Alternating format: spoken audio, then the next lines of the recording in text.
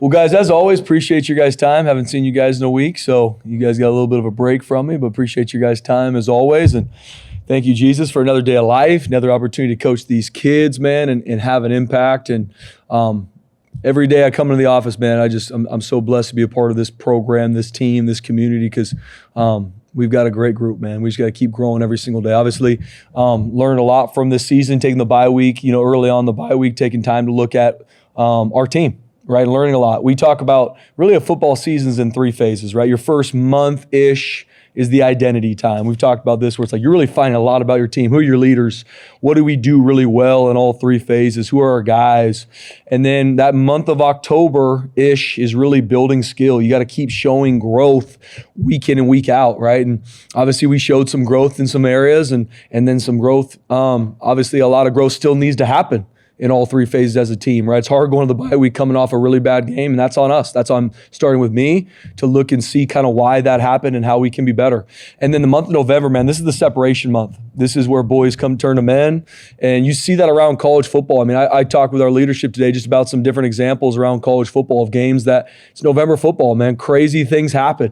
And you got to find ways to win, and that's November football. So we're stepping into that this part of the season. So proud of our guys during the bye week. We had some really good conversation with our leadership, really good conversation with our players about, hey, if we practice and prep the right way, why did we play poorly? Why did we not play with joy and juice and didn't execute and didn't make the plays we needed to? And at the end of the day, guys, this all starts with me. I'm the head football coach, and it's on me to look at these things to see why this happened. And just like anything, not overthinking it, but not running from it either. Like, this is a lesson we got to learn. That was a big prayer that I had on Sunday after the game. It was my birthday. My wife called me because I couldn't sleep. I came in like 4:30 a.m., sat in the elliptical, and my wife called me and was like, it's your birthday today. I'm like, gosh darn it, it is. And I'm thankful for life. But I was praying. I was like, Lord, whatever lesson I need to learn, I want to learn it.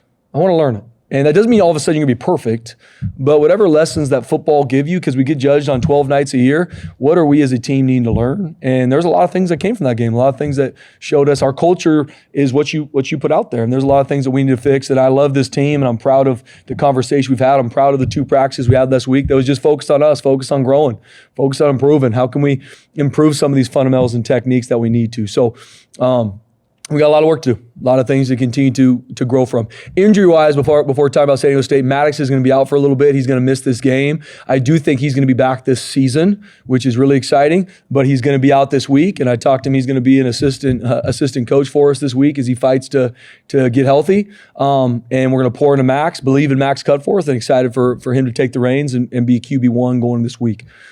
Jason Steele, he's really going to be questionable this week. I don't see Jason playing right now. He's a warrior. We'll see. It's going to be probably day to day, but I don't see him participate in this game. Hopefully, we will get him back this season too, but I don't see him coming back this game. Zion Washington should be ready to roll. Right? He's going to be able to practice this week, and we'll see when we go through more practices. But I think that Zion will be back rolling. Chris Marshall's back with the team after his week of suspension, and he did a good job last week with the guys, and excited for him to be back in the fold and help our team find a way to win. So those are kind of the main updates from regards to injury. Obviously, anything else comes up, we'll kind of go through it. San Diego State-wise, huge game, huge opportunity this weekend. I mean, Sean Lewis, the job he's done this year, hats off to him. I mean, he's absolutely a guy that'd be in the Coach of the Year conversation. I mean, what they've been able to do. And I think I got a lot of respect for how they do it too. I mean, you look at their roster, and I've talked to our team about this. They got a bunch of returning starters from last year. And that's uncommon in the space. Obviously, that's something we want to double down on too, is making sure we keep our players. We focus on keeping our talent here. And they did that. I mean, they got bunch of returning starters on defense, bunch of returning starters on offense and special teams. And they did a really good job either through high school kids or the portal, finding ways to even create more competition. So, I mean, they're a very talented roster. I've talked to a couple coaches that have played them, and they just say, Coach, one thing you got to be ready for, they're going to play very, very hard. And that's what I hope guys talk about our team when they call coaches that have played us, right? And that's hats off to Coach Lewis, hats off to their staff. I mean, and you watch it. They got an edge about how they play in all 3 phases. And they know what it takes to win. They know what it takes to win.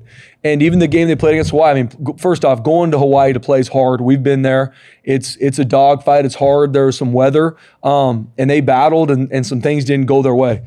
This is a really good football team. I mean, they've traveled a bunch of places. They played really good teams. They shut out Cal at home and beat them up. And you can see kind of the season Cal's having. They just beat Louisville. So they're a talented team. They play really, really hard together. And when you watch them, you see that they care about each other. They love each other. There's a lot of juice for them as a team. And I got a lot of respect for that. And that's after Coach Lewis and the job he's done. And you can see that they've continued to grow throughout the season. Starting with their defense, I mean, they're one of the top defense in the country. I think stats-wise, I think they're the number 2 defense in the country, and that's earned and deserved. And their players play really, really hard. They got really good schematic switch-ups. They put the quarterback in conflict consistently. They do a great job with their front. They tackle well. They do a great job creating interceptions and taking the ball. They're one of the top teams in the country in regards to turnover margin. And they don't give up yards easy on defense. I mean, you get a first down, that's a big deal. I mean, they're a very, very stingy defense, and they play really, really hard. A couple guys to note: Trey White, one of the best players in the country. I mean, he's an edge rusher for him, number 2. They do a lot with him, and his game's even evolved and taken a big step over this past season. And I mean, he's a player we have to know where he's at all times. Chris Johnson, number 1, their corner, one of the best corners in the country. A little bit banged up, didn't play much against Hawaii, but he's one of the best cover corners in the country, and he's also going to show up and tackle too, which I love about his game. Owen Chambliss is their linebacker, number 12. We knew him coming out of high school. Really good player. Long, athletic, one of their top leading tacklers, one of their top leading in creating interceptions.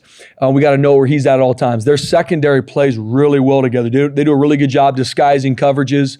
They'll change it on you post-snap. They do a great job of their front, creating movement, and it's really hard to get any tells on what they're going to do, and they play really, really hard together. Their whole back end has played really well together for a long time. Bunch of returning starters. Eric Butler is a really good player for him, number 6. So I got a lot of respect for what they do defensively. I mean, and it's easy when they're the number 2 defense in the nation.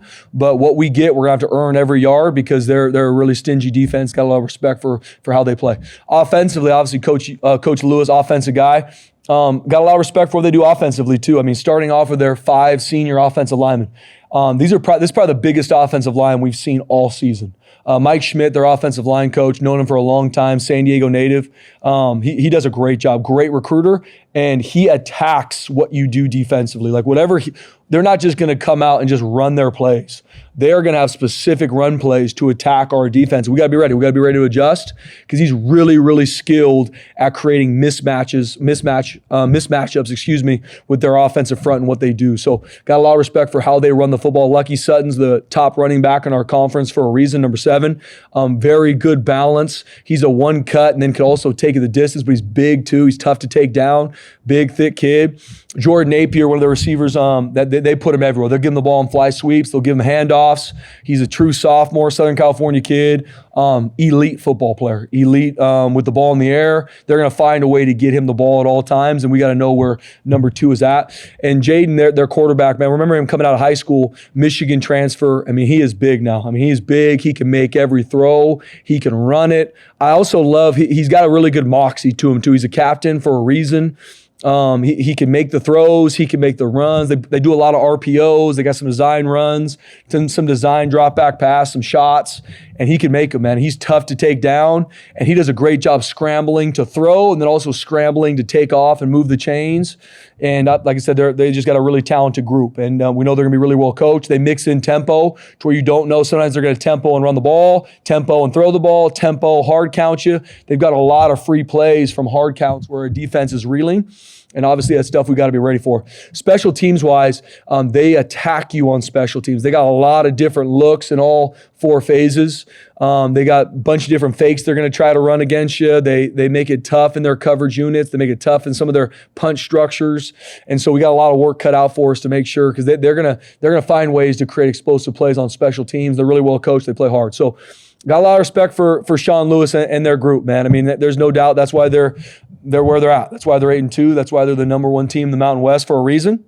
And we got a lot of respect for them. And now it's our job as coaches to keep to pour into our players for us to play our best Saturday night. That's what our focus is, man. It ain't about anything else than this game and us playing our best and us growing every week. So with that, open up for questions. How did Max respond in practice last week? And did Caleb push him in any sort of competition? Yeah, Max did a great job. Max is our QB, and he's who we're pouring into. Did a really good job, and he's even stepping up in that leadership role, especially now where it's not like in game. Sometimes it's hard where all of a sudden you go from watching to being the guy. Now we've gone through. Hey, Max Cutforth is our QB number 1. And Max is doing a great job pouring into him. We're pouring into him. And he's done a really good job. And we've got 3 quarterbacks that are healthy. And so Caleb, Zeke competing, we're gonna find a way to make sure all 3 are ready to play. But Max Cutforth is our guy.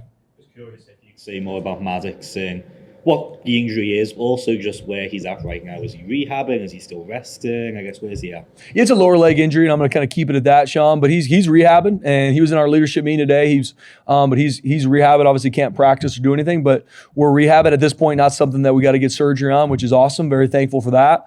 Obviously, had a lot of specialists go through it to make sure we always want to do what's best for our kids. So we'll get him back this season. I don't know exactly what that time frame is, but he's out this week. I guess just with Max, now he's had a couple of weeks of practice as QB1. Mm-hmm. Have you seen him jump anywhere specifically, or just as his overall game just improves, just being treated as QB1 as opposed to QB2? Yeah, I told Max, I don't need Max to be anybody but himself. I told him that. I don't need you to be Maddox. I don't need you to try and become this completely different core. But I need Max's best. So I told him, just be your best. Play football, man. He's from down the street, walked on here, earned a scholarship. I want Max to be his best, and his best is what we need. And no different for the rest of our team. Hey, but I need their best too. I don't need anybody to try, this is what's needed from me now. No. But I need your best, and that is required of you, and this is in all 3 phases. We got to find a way to win in all 3 phases, and it's not just going to be on our quarterback. Kind of mental toughness, I guess, in state, and it's one thing to get thrown in this, in the game, but now to be sitting around for 2 weeks knowing he's the starter.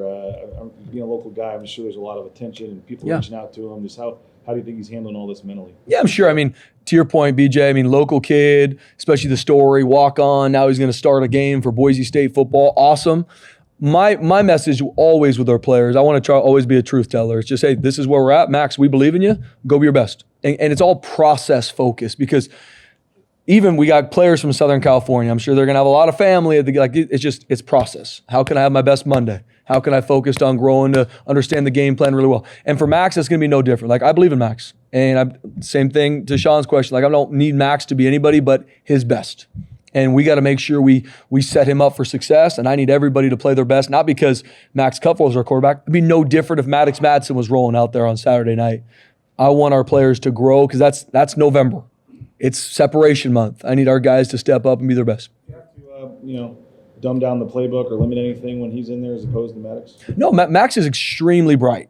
And that we can run our entire playbook with Max, and that's what we love about Max. He's very bright. He can make all the throws. Now we got to make sure we put him in good spots, but we're going to run our offense. We got to make sure we execute. That's what we didn't do consistently.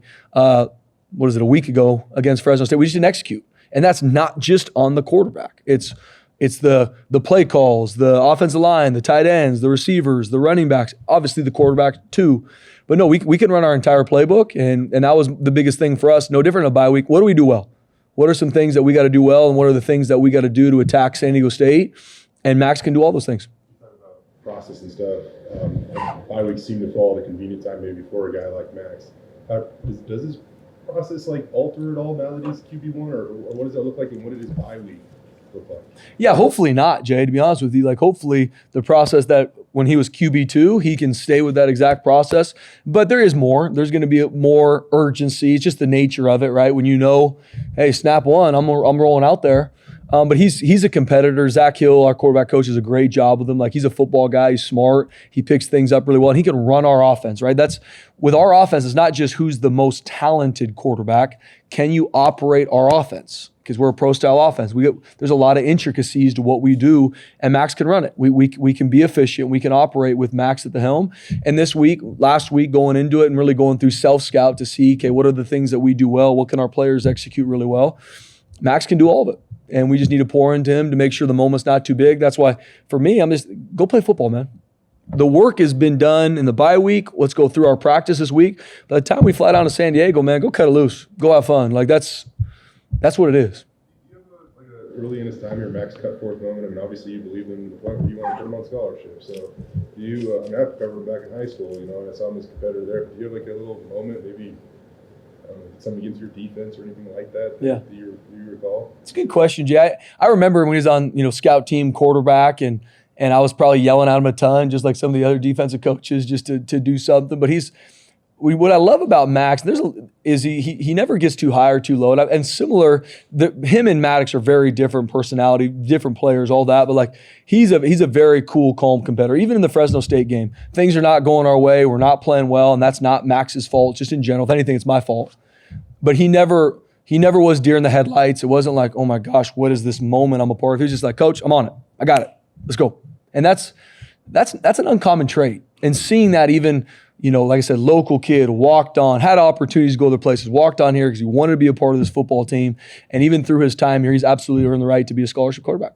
Coach, back to your opening statements, you talked about a lot of soul searching and finding answers to some questions that you were looking for. What did you learn about your team? Yeah, good question, Mike. I think, the two biggest questions that I had, and we talked a lot about as a team, were, first off, I thought we prepped really well, practiced really well, but we didn't play well. Why? And some really good things came up. Okay, how can we simplify? How can we make sure that we celebrate each other more? How can we make sure that our relationships throughout the building, coach to player, are where they need to be even 3 months in? Because it's easy to get caught up in the rut of like, it's kind of the same old when you've been doing this for a long time. That's everywhere in college football. So a lot of things came up to that question, what we can do. Creating more competition at practice, good on good, to make sure our guys don't lose that edge and can execute. So a lot of good things came from those questions. Then another one is, how do we respond to adversity better? Right? Fresno State, starting quarterback goes down. Some other things don't go our way. Why did we not respond the right way? Why? And just really good hearing how we can maybe practice some of those things better, how we can preach next play, where it's not just next play. Like, no, it really is. Like, even if it's a touchdown for us or a touchdown against us, it's next play, because we're a process-focused team. So a lot of good things came out of it, Mike, and a lot of things even for me as a coach, looking at, am I putting too much am I focusing on things that don't need to be focused? Am I focusing too much on maybe things that, and talking too much to our guys about Mountain West Championship and college football, which I really don't, but I'm thinking, okay, maybe but I also know in this community that's talked about all the time. So is there too much pressure on our guys to where they're playing tight? Because I don't want that. I want our guys to just go play with joy, cut it loose. So how can I be better to make sure when they're in this building, there's no stress, man? The only stress I want is for you to be your best. I don't care what you do in this life. I want you to be your best. So a lot of really good conversations came out of it. Mike had a lot of really good conversation with guys that are in this building that are mentors to me, and really good conversation with our leaders and our players so we can grow. Did you sense that there was a little bit of frustration coming out of that Fresno State game, and maybe if you didn't attack it right away, that maybe you could build? Mike, we got booed off the field. I mean, yeah, there's frustration, I think, in this entire state after that game, I'll be honest with you. And yeah, you got to have really real life conversations. And we haven't been in that situation as a program. We've had some hard moments, and it hasn't been rainbows and butterflies, but that was a hard one. One of the harder moments for me as a coach. And I'll never forget it. I'll never forget being on that Blues, seeing a team raise the milk can and have our fans be as disappointed in us as they should have been. And I get it. And I was asked before, well, they booed. Yeah, I would have booed me too. So, oh yeah, we didn't run from it. I mean, we had real life conversations as a staff, players, me. Like, you got to take ownership of those things. But taking ownership only goes so far. To me, it's like, yeah, I take ownership as head coach, but then what are we going to do? How are we going to learn from this? Because we don't learn from it, we're not going to grow as a team. And to me, it ain't about just wins. I want us to be better as a team and learn from this. And then I believe the results take care of themselves. Back to Max, going from walk-on to QB1, an uncommon story. I don't know when the last time it's happened here was, but what kind of special traits does a player need to really make that type of rise? Yeah, with Max, I think just being a competitor. I mean, that's number one core value in our program. In climb, seize competition.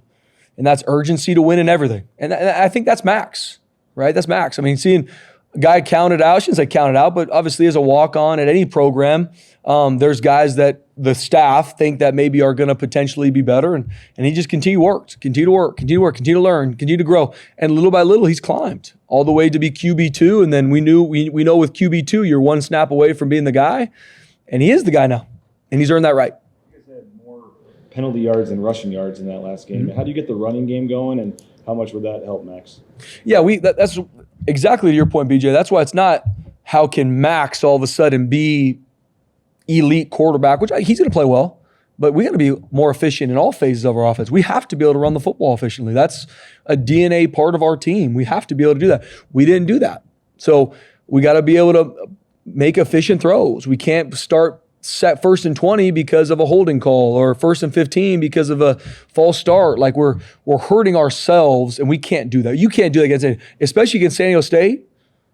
You're not going to win a game versus a really good football team, and we saw that against Fresno State, who's a really good football team. So all 3 phases, we've a lot has come up this week from self-scout of Fresno State, obviously prior games of just, okay, what do we need to teach better, right? Because that's what we control. We're teachers.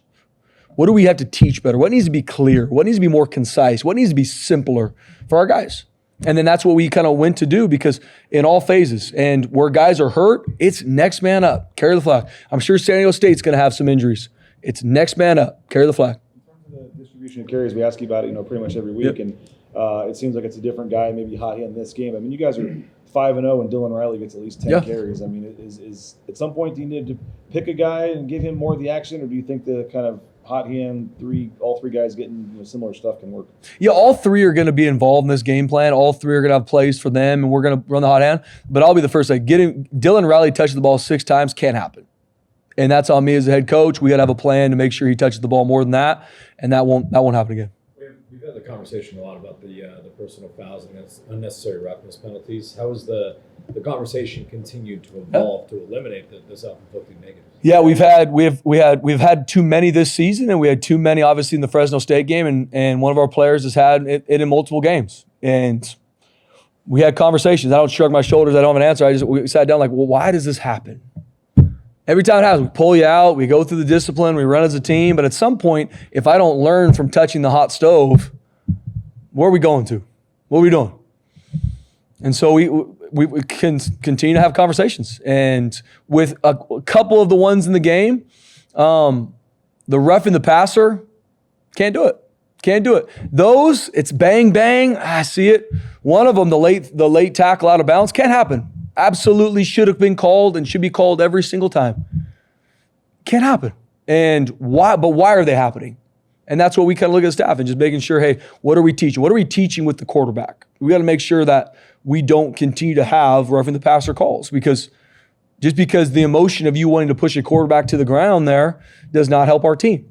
Hey, you make a tackle and you're out of bounds. It's over. And if you think you need to finish the tackle, you're not going to play.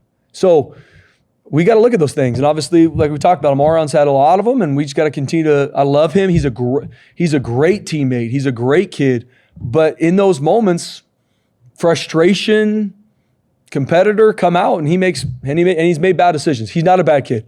I love him. He loves his team, and he's done some really great things for this football team this year. But that's a part of his game that needs to get fixed. Chris Marshall, I don't think in your career you've had to suspend somebody where they're out of the building for a week.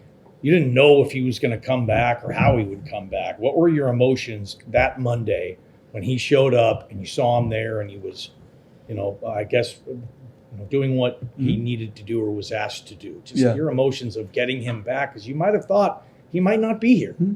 Yeah, I was really positive in my mindset when we had our conversation about going into the week of him being suspended, because of how he handled it. And he took ownership. He knew what it was. It wasn't. And so I felt really confident in how because he responded really, really well. Understood it. Coach, I get it. I'm going to be better for this. And so I was very positive with last Monday showing up that he would be in a good headspace, and he was.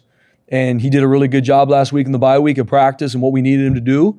And so we just need to be consistent with that. And I love Chris. I care about him. But there are standards to be a part of this team and how we act and what we do. And so excited for him to learn from it. I don't know how much you want to say about it, but would you refer to it as a momentary lapse in judgment or what? Yeah, I'm not going to talk about it more than just there are standards with which we have here for players and coaches. And if guys don't meet those, there's going to be repercussions. I know after the game, it's kind of people were laughing about it or not wanting to think about it. But I mean, you still control your own destiny in the conference race here, and you have a chance to host the championship if you win your last 3 games. I mean, how much are you trying to, as bad as maybe it seems at times the season's been, you guys are still kind of right there where you want to be? Yeah, I think, thinking about that, BJ, and we absolutely have everything in front of us, just like San Diego State and some other teams. Like we just got to keep getting better and keep growing and continue to play our best. The season's not over. We got a lot of awesome things to play for. But I also think about the game against Fresno State. We had everything to play for that game. On the blue, all this. We didn't play well. So I'm more now taking the step like maybe it is too much pressure. Maybe it's our guys having to be somebody and fulfill some of these expectations, which you should at Boise State, no doubt. That's a part of being here, right? No one's had more consecutive winning seasons in the country than Boise State. So there's a part of that when you walk in this building. But my biggest focus for our guys is not, well, look at what we do if we win these games. Today. How can we grow and play our best Saturday night in San Diego? That's what I want to do. And if we play our best and they win, I'll tip my hat. And I'll sleep fine. I know you guys won't want me to, but I will if we play our best. But I know if we play our best, we're going to be in a good situation. I know you've got confidence in Max. You've got a QB2 who's a walk-on underclassman. Are you content with that, or do you think a QB room needs a little bit more going forward? Yeah, every room we need to continue to grow and find players that obviously push the needle football-wise, but fit here, that fit our culture, that fit where we're about, and want to be a part of a team. Not here because of what we can do for them. That's a part of it, but want to be a part of a team. And so we absolutely need to grow our QB room. Absolutely. But we need to, my goal every year is to push the needle and grow every single position room in this building. And so I love Max. I love all our quarterbacks in our quarterback room. Do we need to continue to grow the quarterback room and continue to push it forward? We absolutely do. We talked about this a couple of weeks ago with recruiting and that, and there were fans who were in, he's got Magic goes down, Max has got back up. I guess just how difficult is it recruiting a quarterback in today's age where, like we said, you've had guys commit, decommit. Just how difficult is it right now? Yeah, recruiting, at all positions, recruiting's changed. But especially recruiting quarterback. And I think it's funny how the answer, a lot of times that I see, I'm not saying from guys in this room, but the answer always is the transfer portal. That's the answer. Like if you don't have a position that's playing well, go to the transfer portal.